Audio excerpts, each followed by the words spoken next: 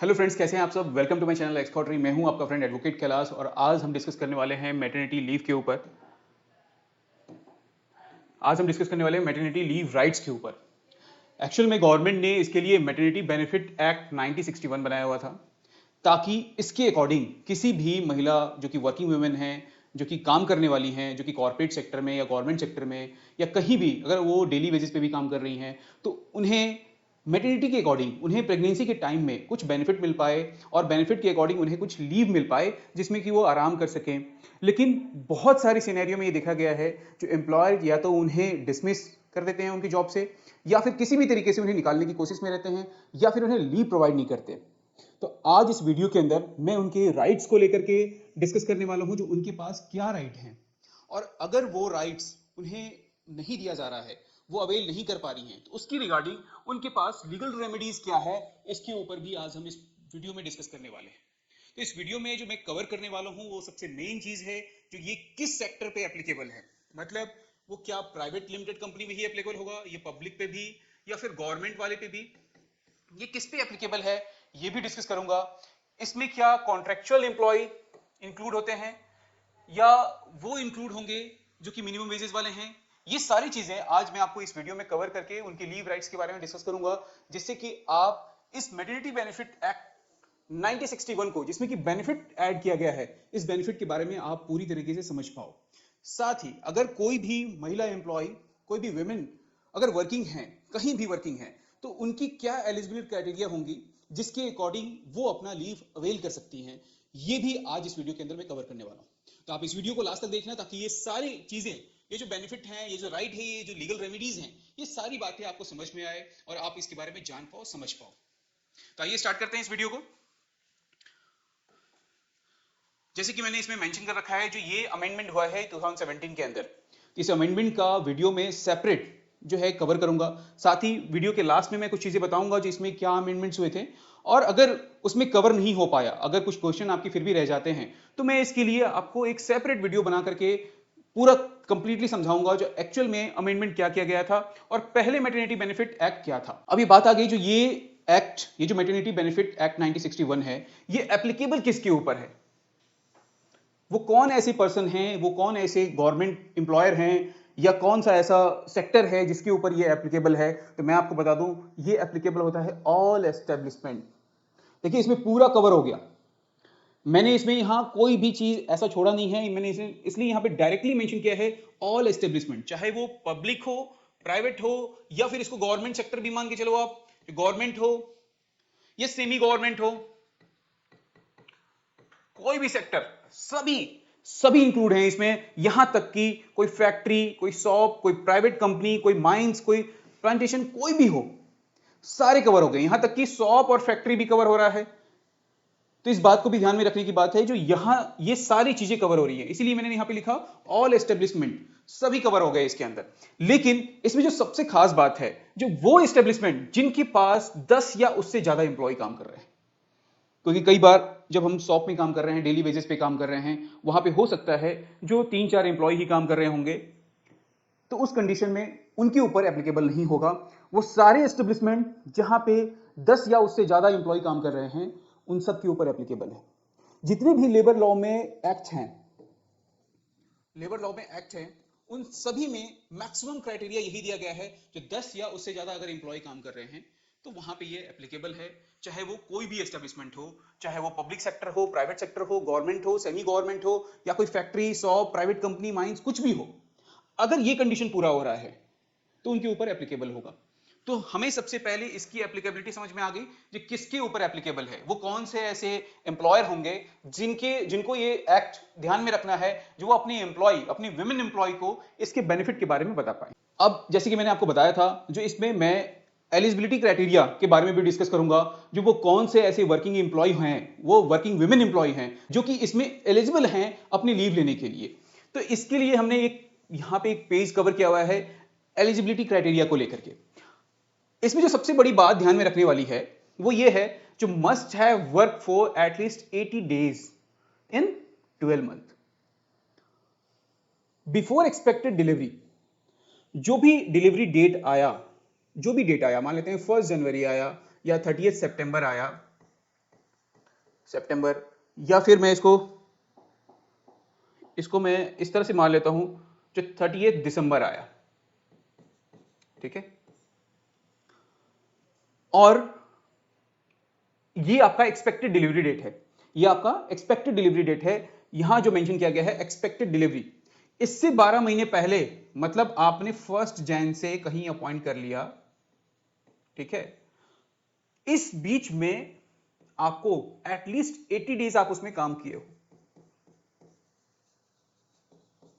80 days अगर आपने ये काम कर रखा है तो आप इस मैटरनिटी बेनिफिट के लिए एलिजिबल हैं। लेकिन हमें वो कंडीशन भी याद रखना है, जो 10 या उससे ज्यादा एम्प्लॉय काम कर रहे हैं किसी भी एस्टेब्लिशमेंट के अंदर, अगर 10 या उससे ज्यादा एम्प्लॉय काम कर रहे हैं और अगर आपने ये कंडीशन फुलफिल कर रखा है, तो आप इस बेनिफिट को यूज करने के लिए एलिजिबल हो। कौन कौन अप्लाई कर सकता है? तो जो प्रेग्नेंट वुमेन है, ठीक है, इसके अलावा वो मदर जो कि बच्चे को अडॉप्ट करने चाह रही है, चाइल्ड बिलो 3 मंथ, अगर कोई ऐसा बच्चा जो कि 3 महीने से छोटा है, अगर उसे कोई महिला अडॉप्ट करने जा रही है, कोई मदर अडॉप्ट करने जा रही है, तो वो भी इसमें कवर हो रही है, वो भी मैटरनिटी लीव ले सकती है। अब कितनी ले सकती हैं ये भी हम आगे डिस्कस करेंगे, और प्रेग्नेंट वुमेन कितने ले सकती हैं ये भी हम डिस्कस करेंगे। अब यहां पे एक और है, कमीशनिंग मदर, जो कि सैरोगेसी के द्वारा जो है बच्चे अडॉप्ट करती हैं, बच्चे करती हैं, उनके लिए भी है, तो ये भी कवर कर दिया गया है इसमें। वो महिलाएं भी मैटरनिटी बेनिफिट एक्ट के अकॉर्डिंग एलिजिबल हैं, वो भी इसमें लीव ले सकती हैं, ठीक है। अब इसमें इनका क्या टाइम पीरियड होगा, इसमें इनका क्या टाइम पीरियड होगा, कितने टाइम के लिए, और इनका क्या होगा, वो हम आगे वीडियो में डिस्कस करेंगे। अब आगे हमारा जो मैटरनिटी लीव ड्यूरेशन, जैसे कि मैं अभी आपको बता रहा था, जो हम आगे डिस्कस करेंगे, तो आगे ड्यूरेशन, जो कितने टाइम के लिए वो महिलाएं लीव ले सकती हैं। तो वो वुमेन जो कि नॉर्मल प्रेगनेंसी में हैं, वो 26 week of paid maternity leave ले सकती हैं फॉर फर्स्ट 2 चिल्ड्रन, ठीक है। इसमें मैंने कवर कर लिया, वो महिलाएं जो कि नॉर्मल प्रेगनेंसी में हैं, वो 26 वीक के लिए मैटरनिटी लीव ले सकती हैं, ठीक है। इसमें कई बार कंफ्यूजन होता है, जो ये मैटरनिटी लीव कब से स्टार्ट होगा। इसमें मैं आपको बता दूं, जो प्रेगनेंसी से पहले, जैसे कि एक्सपेक्टेड डिलीवरी डेट हमने डिस्कस किया यहां पे 31 दिसंबर, ठीक है, यहां पे हमने डिस्कस किया जो 31 दिसंबर होगा एक्सपेक्टेड डिलीवरी डेट। इससे 8 वीक बिफोर आप लीव ले सकती हो, और उसके बाद जो भी बचा वो लीव आप इसमें कवर कर सकते हो। जैसे कि हमारे पास 18 वीक बचा यहां पे, तो आप 18 वीक ले सकते हो। कई बार इसे ऐसे देखा जाता है जो 6 मंथ के लिए, तो आप इस कंफ्यूजन को कभी भी अपने पास मत रखना, जो 6 मंथ कभी नहीं होता। अगर यहां पे 26 वीक मेंशन किया गया है, तो आप वीक में ही इसे काउंट करोगे, कभी भी इसे मंथ में कंसीडर नहीं करना, तो आप इसे वीक में ही कवर करोगे। तो आप जो भी एक्सपेक्टेड डिलीवरी डेट है उससे 8 वीक बिफोर आप ले सकते हो लीव, और उसके बाद जो भी बच गया उतने दिन के लिए आप नेक्स्ट में ले सकते हो। यहां पे ये भी मेंशन है जो 12 week for the third child, मतलब फर्स्ट 2 चिल्ड्रन के लिए तो आपको 26 वीक मिल गया, ठीक है, एंड थर्ड चाइल्ड के लिए आपको मिलेगा सिर्फ 12 वीक। तो ये भी आपको ध्यान में रखना है, ये हमने कंसीडर कर लिया इसमें। यहां पे ये भी मेंशन किया गया है, जो जैसे कि हमने पढ़ा था, जो कौन सी, जैसे कि हमने देखा था फर्स्ट उसमें जो कौन एलिजिबल है, तो इसमें हमने ये भी देखा, जो मदर अडॉप्ट कर रही है किसी बच्चे को, जो चाइल्ड बिलो 3 मंथ है, उनके लिए भी लीव का प्रोविजन है। तो उन्हें कितना लीव मिलेगा, तो जो अडॉप्ट कर रही है उन्हें भी 12 वीक का ही टाइम मिलेगा। अगर वो अडॉप्ट कर रही हैं या सरोगेसी के द्वारा किसी तरह से अडॉप्शन कर रही हैं, तो उन्हें 12 वीक का टाइम मिलेगा, ठीक है।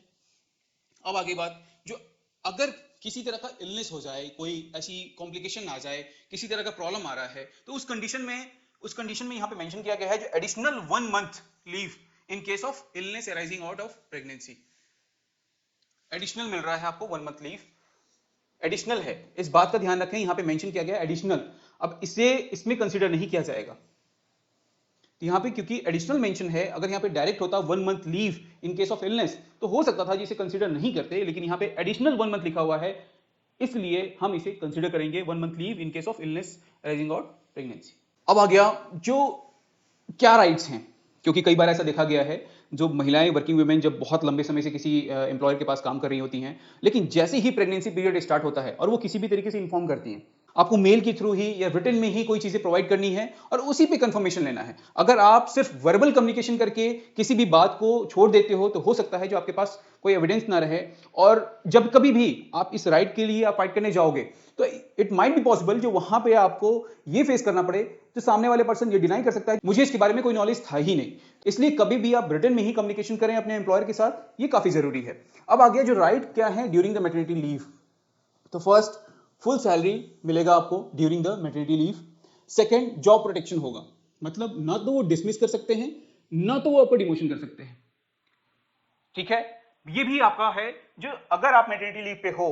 तो ड्यूरिंग द मैटरनिटी लीव ना तो वो डिसमिस करेंगे, ना अगर कोई प्रमोशन से रिलेटेड या आपका इंक्रीमेंट से रिलेटेड चीजें हैं तो ना वो सैलरी आपका कम कर पाएंगे, तो किसी तरीके से डिमोशन नहीं कर सकते हैं वो। ठीक है, फिर आ गया ऑप्शन वर्क फ्रॉम होम। देखिए ये जो पार्ट है वर्क फ्रॉम होम का,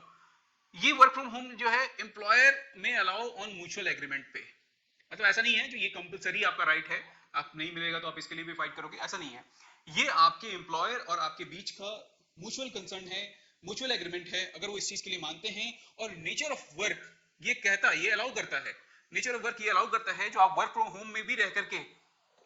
आप सारा काम कर सकती हैं, वो सारी महिलाएं अपना काम पूरा कर पाएंगी, तो उस कंडीशन में वर्क फ्रॉम होम भी अलाउ किया गया है। ठीक है, अब मैंने इसी चीज को यहां पे मेंशन किया है जो prohibition of dismissal during the maternity leave, ये section 12 of maternity benefit act 1961 का वायलेशन है। जो अगर कोई भी एम्प्लॉयर किसी भी विमेन एम्प्लॉय को अगर डिसमिस करता है ड्यूरिंग द मैटरनिटी लीव तो ये सेक्शन 12 का वायलेशन है और इसके अगेंस्ट में आप लीगल प्रोसीडिंग भी स्टार्ट कर सकते हो। तो इसी में अब लीगल रेमेडीज क्या हैं वो भी हम आगे डिस्कस करना चाह रहे हैं। देखिए मैंने उसी पॉइंट को कवर किया है, जो प्रोहिबिशन ऑफ डिसमिसल जो हो रहा है सेक्शन 12 के अकॉर्डिंग क्या है, डिसमिस कर दिया, डिस्चार्ज कर दिया किसी तरीके से ड्यूरिंग द मैटरनिटी लीव, या फिर किसी तरह का कोई एडवर्स कॉन्सिक्वेंसेज स्टार्ट कर दिया, मतलब जैसे कि उन्हें प्रमोशन नहीं दिया या सैलरी इंक्रीमेंट नहीं हुई, जो कि मैंने आपको पहले ही कंफर्म कर दिया, जो किसी भी तरीके से अगर कोई इंक्रीमेंट हो रहा है या सैलरी आपकी बढ़ने वाली है या कोई बोनस मिलने वाला है, कोई भी बेनिफिट जो कि आपको रिसीव करते, अगर आप जॉब में कंटिन्यू रहते तो आप रिसीव करते, तो वो आपको लीव के दौरान ऐसा नहीं है जो वो किसी भी तरीके से आपको कोई एडवर्स आपका इशू क्रिएट कर सकते हैं। ठीक है, अब ना तो वो डिनाई कर सकते हैं लीव बेनिफिट के लिए विदाउट लॉफुल कॉज।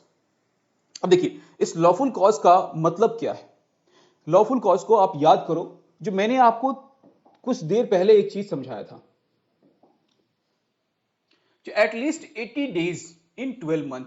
तो ये लॉफुल कॉज यही हो सकता है जो अगर आपका टाइमलाइन सही नहीं है, मतलब अगर आपने 12 महीने के अंदर कहीं वहां पे आपने 80 दिन से कम काम कर रखा है, मान लेते हैं 60 डेज या 70 डेज काम कर रखा है, तो ऐसे कंडीशन में यहां पे लॉफुल कॉज आ गया और इस कंडीशन में एम्प्लॉयर आपको मना कर सकता है जो आपको मैटरनिटी बेनिफिट नहीं मिलेगा। तो इस बात का आप ध्यान जरूर रखें, कहीं भी अगर आप वर्किंग कर रहे हो, कहीं भी अगर आपको प्लानिंग करना हो किसी भी तरीके से, तो आप इस चीज का ध्यान जरूर रखें, क्योंकि मैटरनिटी बेनिफिट एक्ट में यह बहुत क्लियर किया गया है जो अगर कोई लॉफुल कॉज नहीं है तो एम्प्लॉयर मना नहीं कर सकता है, लेकिन अगर कोई लॉफुल कॉज आ गया तो वहां पे आपका डिनाई हो सकता है। अब जैसे कि मैंने अपनी प्रीवियस वीडियो में भी एक बताया था, पॉस एक्ट के अंदर जो भी कंपनी, चाहे वो प्राइवेट हो, पब्लिक हो, गवर्नमेंट हो, सेमी गवर्नमेंट हो, कोई भी कंपनी, अगर वहां पे एक क्राइटेरिया ऑफ एम्प्लॉय जो नंबर्स हैं, अगर उसके अकॉर्डिंग वहां पे एम्प्लॉय काम कर रहे हैं तो उन्हें एक कंप्लेंट इंटरनल कमेटी बनाना होता है। तो इस एक्ट के अंदर भी यही कहा गया है जो उन्हें एक कंप्लेंट कमेटी बनाना होगा। पहले विमेन जो कि अपना लीव के लिए वहां पे किसी भी तरीके से कम्युनिकेशन प्रोवाइड करती हैं अपने एम्प्लॉयर को और वो डिनाई करते हैं, अगर किसी भी तरीके से किसी तरह का हरासमेंट हो रहा है या वर्क प्रेशर दिया जा रहा है या उन्हें मैटरनिटी लीव नहीं दिया जा रहा है, तो ऐसे किसी भी कंडीशन में, या कोई सेक्सुअल हरासमेंट हो रहा है, तो ऐसे सारी कंडीशन में वो कंप्लेंट कमेटी के पास जाकर के अपना इंफॉर्मेशन प्रोवाइड कर सकती हैं और इस कंडीशन में कंप्लेंट कमेटी को इस पे एक्शन लेना होगा, इस पे एक्शन लेना होगा जो आखिर उनके साथ क्या प्रॉब्लम हुआ है और उस प्रॉब्लम का सॉल्यूशन उन्हें निकालना होगा। अब हमारे पास आ गया लीगल रेमेडीज। अगर आपके राइट्स अवेल नहीं हो रहे हैं तो आप कहीं ना कहीं अपने लीगल राइट्स को अवेल जरूर करना चाहोगे, तो उस कंडीशन में आप क्या करोगे। आपने पहले तो कंप्लेंट कमेटी के पास कंप्लेंट कर दिया, वहां से अगर सॉल्यूशन नहीं मिला देन फिर आप अप्रोच करोगे लेबर कमिश्नर ऑफिस में, या फिर जो भी इंस्पेक्टर अपॉइंट किया गया है मैटरनिटी बेनिफिट एक्ट अकॉर्डिंग आपकी डिस्ट्रिक्ट के अंदर, उनके पास अप्रोच करोगे आप, या फिर यही इंस्पेक्ट करेंगे यहाँ पे जो भी आपके लेबर कमिश्नर हैं या जो कि इंस्पेक्टर मैटरनिटी बेनिफिट एक्ट के अकॉर्डिंग हैं, वो आकर के इंस्पेक्ट करेंगे। अच्छा, इसके अलावा भी अगर कोई काम नहीं हो पाया, देन आपके पास फिर सेक्शन 21 में आप डायरेक्ट मजिस्ट्रेट के पास कंप्लेन फाइल कर सकते हो। मैटरनिटी बेनिफिट एक्ट के सेक्शन 21 में ये दिया गया है जो आप डायरेक्ट इसका कंप्लेन मजिस्ट्रेट के पास फाइल कर सकते हो, क्योंकि ये प्रोविजन आपका डायरेक्ट आ गया है इसमें। ठीक है, थर्ड है हमारा जो अगर इससे भी काम नहीं चला, अच्छा यहां पे क्या है, जो मजिस्ट्रेट फिर उसके लिए प्रोसिक्यूट करेंगे। ठीक है, उस एम्प्लॉयर के ऊपर क्या किया जाएगा, जो क्या वो वायलेट कर रहे हैं इस प्रोविजन को, अगर कर रहे हैं तो उनके ऊपर कार्रवाई की जाएगी। अब बात आ गया, अब जैसे कि मैंने आपको बताया लीगल रेमेडीज में आप लेबर कमिश्नर के पास कंप्लेन किया आपने, फिर आप सेक्शन 21 के अंदर मजिस्ट्रेट के पास चले गए,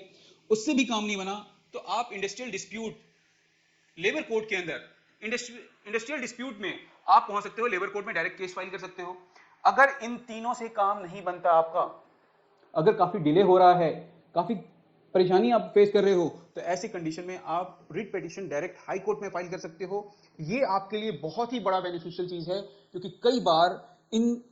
छोटे छोटे प्रोविजंस में जो कि लेबर लॉ के अकॉर्डिंग हैं, इसमें हम डायरेक्ट हाई कोर्ट नहीं पहुंच पाते, क्योंकि हमें इन तीनों जगह से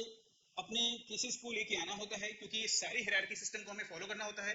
लेकिन क्योंकि ये आपका एक फंडामेंटल राइट है, फंडामेंटल राइट होने के चलते आप डायरेक्ट हाई कोर्ट आ सकते हो,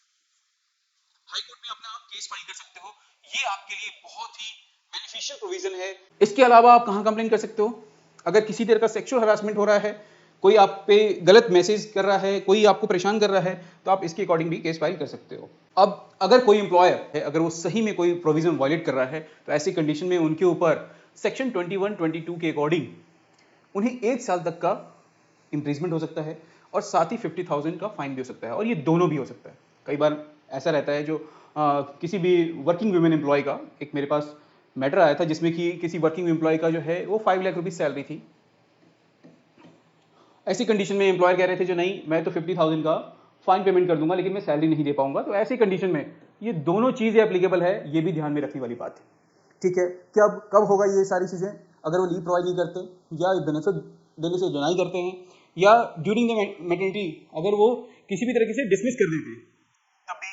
और अगर वो रजिस्टर मेंटेन नहीं करते हैं इस चीज का, तो इस कंडीशन में भी उनके ऊपर ये पेनल्टी प्रोविजन एप्लीकेबल होता है और उन्हें इसके अंदर प्रोसिक्यूट किया जाएगा। अच्छा, सबसे बड़ी बात आ गई अब, जो क्या डॉक्यूमेंट रखना है आपको। तो डॉक्यूमेंट आपको रखना है, अगर आपको बेनिफिट नहीं मिल रहा है तो इस कंडीशन में आपके पास क्या डॉक्यूमेंट होनी चाहिए कंपलसरी, आपके पास अपॉइंटमेंट लेटर होना चाहिए, ठीक है, या तो एम्प्लॉयमेंट कॉन्ट्रैक्ट होगा वो होना चाहिए, प्रूफ ऑफ एम्प्लॉयमेंट होना चाहिए जैसे सैलरी स्लिप या आईडी, ये होना चाहिए आपके पास। किसी भी तरीके से और भी चीजें हैं जो कि आप प्रूफ दे सकते हो एम्प्लॉयमेंट के लिए, वो होना चाहिए आपके पास। मेडिकल सर्टिफिकेट अगर रिगार्डिंग प्रेगनेंसी है तो वो आपको देना पड़ेगा, ठीक है। और कोई भी कम्युनिकेशन जो कि आपने ईमेल लेटर से किया है जिसमें कि उन्होंने डिनाई किया है, अगर आपने कम्युनिकेशन किया है लेकिन उन्होंने मेल करते हुए डिनाई नहीं किया, उन्होंने वर्बल डिनाई कर दिया है, तो उससे भी मतलब नहीं है। लेकिन अगर आपने कम्युनिकेशन किया है तो आप मेल या लेटर में ही करो, ये बहुत जरूरी है, क्योंकि अगर आप नहीं करते तो कहीं ना कहीं आप वर्बल डिस्कशन को आप प्रूफ नहीं कर पाओगे जो आपने वर्बली उन्हें बताया था ये चीज, और वो हो सकता है जो ऑन टाइम ऑफ एविडेंस वो इस चीज को मना करते जो नहीं आपने ये कंफर्म ही नहीं किया था। तो इसलिए आप मेल और लेटर से ही इस चीज को कम्युनिकेट करें, आप रिटर्न में ही इसका कम्युनिकेशन दें, ये बहुत जरूरी है। तो ये आ गया मैटरनिटी बेनिफिट एक्ट के बारे में कुछ बातें। ये जो मैटरनिटी बेनिफिट एक्ट था ये मैं इस तौर तरीके पे लेके आया था क्योंकि मेरे पास बहुत सारे इससे रिलेटेड क्वेश्चन थे और इसीलिए मैंने इसको इतने पेजेस में कवर किया है। लेकिन अगर अभी भी आपके पास अगर कोई कंफ्यूजन रह गया हो या आपको कोई क्वेश्चन पूछना हो तो आप कमेंट बॉक्स में कमेंट करें, क्वेश्चन कमेंट करें, जिससे कि मुझे ये पता चले जो आपके पास अभी भी ये कंफ्यूजन है, और मैं उसके लिए भी आपको एक प्रॉपर वीडियो बना करके समझाऊंगा। क्योंकि किसी भी एक पर्सन के मन में अगर कोई क्वेश्चन आ रहा है, इट माइट बी पॉसिबल जो कई लोगों के मन में ये क्वेश्चन होगा। तो इसलिए अगर आपके मन में कोई क्वेश्चन रह जाता है तो आप कमेंट जरूर करें, और अगर वीडियो पसंद आए तो वीडियो के बारे में भी जरूर बताएं जो क्या इसमें और सुधार हो सकता था, या फिर ये वीडियो कैसा लगा आपको, ये बातें भी आप कमेंट जरूर किया करें। और वीडियो पसंद आए तो लाइक करें, सब्सक्राइब कर लें, ताकि इस तरह की वीडियो आपको आगे भी मिलते रहे। Thank you so much.